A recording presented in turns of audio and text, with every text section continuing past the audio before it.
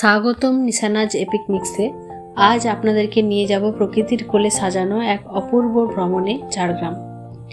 প্রথম দিন সকালে আমরা পৌঁছে গেলাম ঝাড়গ্রামে। চারপাশে সবুজে ঘেরা এই শহর যেন আপনাকে নতুন করে স্বাগত জানায়। প্রথমে আমরা গেস্ট রুমে সব জিনিসপত্র রেখে দিয়ে আমরা বেরিয়ে পড়লাম ঝাড়গ্রাম রাজবাড়ির উদ্দেশ্যে। ঝাড়গ্রাম রাজবাড়ি ভেতর থেকে দেখা যায় না, আগে থেকে বুকিং করতে হয়। বুকিং করলে তবেই ভেতর থেকে দেখা যায়। তাই আমরা ঝাড়গ্রামের রাজবাড়িটাকে আপনাদেরকে বাইরে থেকেই দেখাতে বাধ্য হচ্ছি।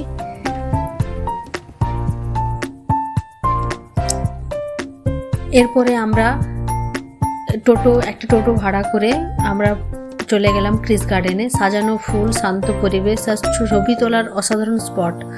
যে কোনো ভ্রমণকারীর মন ভরে যাবে। এখানে শীতকালে অনেক গোলাপ আর বিভিন্ন ফুল যেগুলো লাগানো আছে সেগুলো ফোটে, আরও মনোরম লাগে। এটা বাচ্চাদের জন্য খুব ভালো। দোলনা আছে, মাছ আছে, অ্যাকোরিয়াম আছে, পাখি আছে, সমস্ত কিছু আছে। এখানে ঢোকার জন্য একটা ছোট্ট টিকিট কাটতে হয়। সে টিকিটটা মনে হয় 50 টাকা কিংবা 100 টাকা টিকিট কাটতে হয়।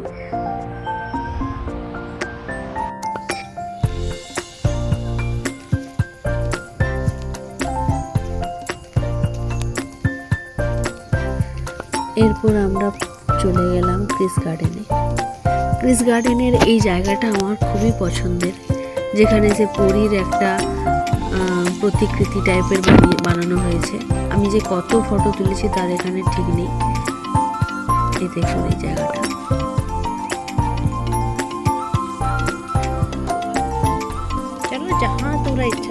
জায়গাটা এত সুন্দর নিট ক্লিন রেখেছে যে আপনারাও মুগ্ধ হয়ে যাবেন।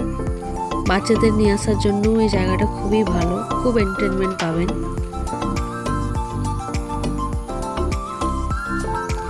এই যে বৌদ্ধ মূর্তিটা দেখুন, খুবই সুন্দর। এখানে মাছের অ্যাকোরিয়াম আছে, অজস্র সুন্দর মাছ। অ্যাকোরিয়াম নয়, এটা আসলে একটা পুকুরের মধ্যে বিভিন্ন রঙিন মাছ চাষ করা হয়েছে। খুবই মনোরম দৃশ্য।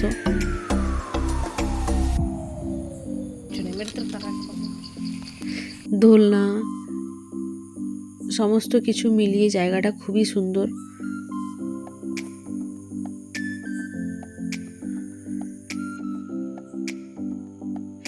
এরপর আমরা আবার ব্যাক করলাম সেখান থেকে। দিগন্ত বিস্তৃত হচ্ছে শালবন দেখে আর নিজের লোভ সামলাতে পারলাম না। এখানে কয়েকটা ভিডিও, কয়েকটা ফটো তুলে নিলাম। জায়গাটা খুবই শান্ত এবং মনোরম, খুব ভালো লেগেছে আমার।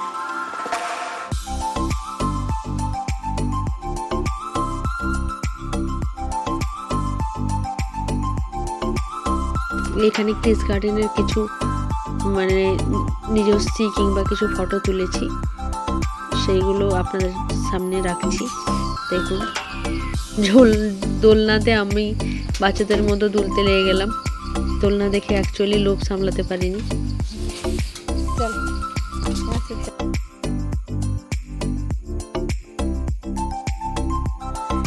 এরপরে আমি সাঁওতালি মিউজিয়ামের দিকে যাচ্ছি। এই যাওয়ার রাস্তাটাও খুব শালবন দিয়ে ঘেরা, সুন্দর। এখানে সাঁওতালি মিউজিয়ামে ঢোকার জন্য কোনো টিকিট লাগেনি। খুবই সুন্দর জায়গাটা, খুব ভালোভাবে মেনটেন করেছে।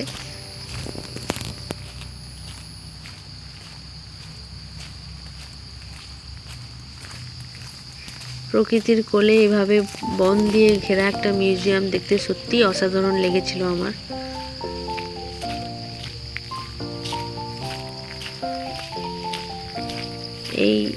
এইবারে আমরা প্রবেশ করব সাঁওতালি মিউজিয়ামে।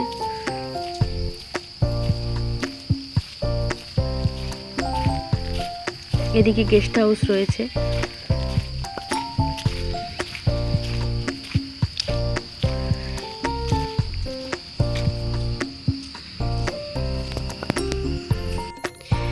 এরপরে মিউজিয়ামে প্রবেশ করলাম। এখানে দেখুন সাঁওতালি সমাজের ধর্মীয় জীবন, তাদের ব্যবহার্য সামগ্রী, তারা নাচ গান করতো, তাদের জামা কাপড় সমস্ত কিছু এবং অস্ত্রশস্ত্র সব কিছু এখানে রাখা আছে।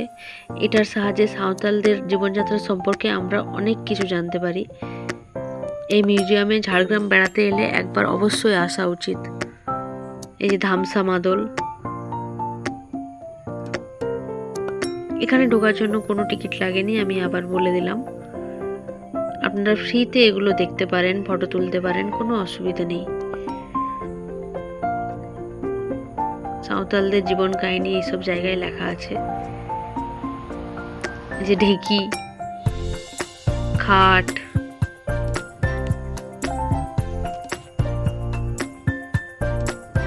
নাঙল, আরো কত কি, ওদের ড্রেস, আসবাব।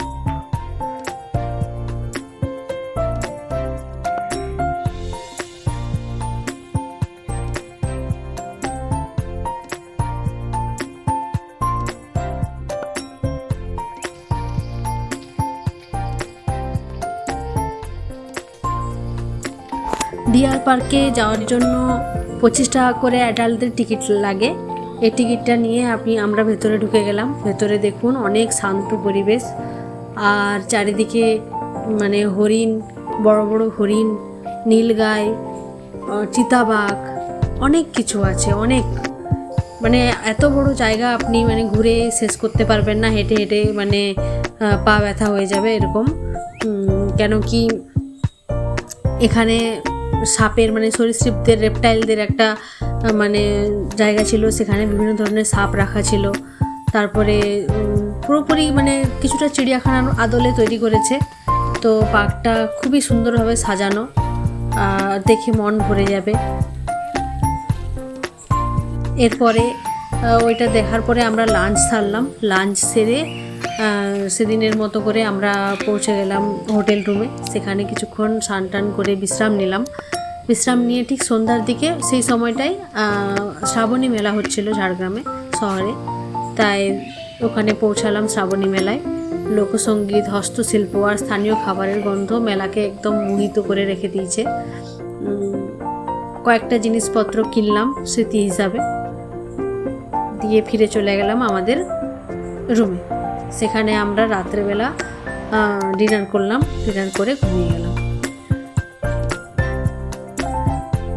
পরের দিন সকালে আমরা মন্দিরের, কনকদুর্গা মন্দির এবং পঞ্চবটি এসব জায়গা আমাদের দেখা হয়েছিল নি আগের দিনে, তাই আমরা আবার একটা টোটো বুক করলাম, দিয়ে আমরা কনকদুর্গা মন্দিরের দিকে চললাম। এটা অবশ্য ঝাড়গ্রাম শহর থেকে অনেকটা দূরে, প্রায় 8-9 কিলোমিটার কিংবা আরও একটু বেশি হবে দূরে, তাই কেউ রাজি হচ্ছিল না। আমরা যা হোক একজনকে পেলাম, আমাদেরকে মন্দিরে নিয়ে গেল। তো মন্দিরের গেট থেকে মন্দির যাওয়ার রাস্তাটা ভীষণ শান্ত, স্নিগ্ধ এবং চারিদিকে বন দিয়ে ঘেরা, যেন সূর্যের আলো প্রবেশ করে না, একটু ভয়ও লাগে। এবারে এই রাস্তা দিয়ে আমি যাচ্ছি, আপনারা দেখুন।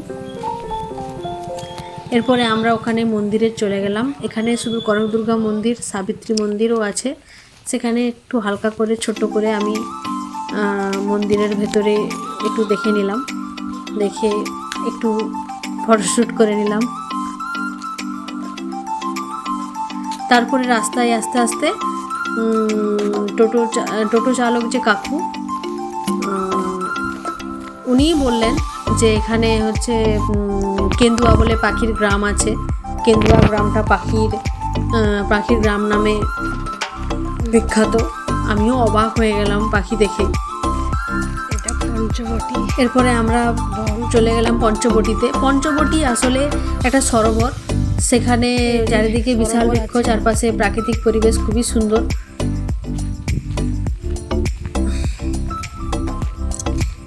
এখানে প্রি ওয়েডিং শ্যুট হয়, এখানে বোট রাইডিংও হয়, আর চাইলে এখানে খাবার দাবারও তৈরি করে দেয় এরা যারা আছেন এখানে।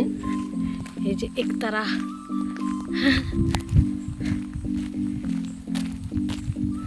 অবশেষে ঝাড়গ্রাম ভ্রমণ শেষ করে আমরা ফিরতি ট্রেনে উঠে পড়লাম। এই একটা দিন ঝাড়গ্রাম আমাদের হৃদয়ে অমলিন স্মৃতি রেখে গেল। আপনাদের কেমন লাগলো আমাদের ঝাড়গ্রাম ভ্রমণ কমেন্টে জানাতে ভুলবেন না। ভালো লাগলে লাইক, শেয়ার আর সাবস্ক্রাইব করুন নিশানাজ এপিক মিক্সকে। নতুন ভ্রমণ কাহিনী নিয়ে আবার আসবো।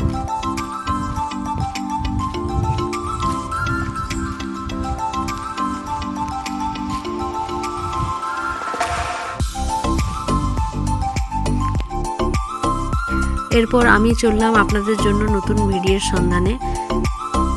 আপনারা ভালো থাকুন, সুস্থ থাকুন আর দেখতে থাকুন নিশানাজ এপিক মিক্স। ধন্যবাদ আপনাদের।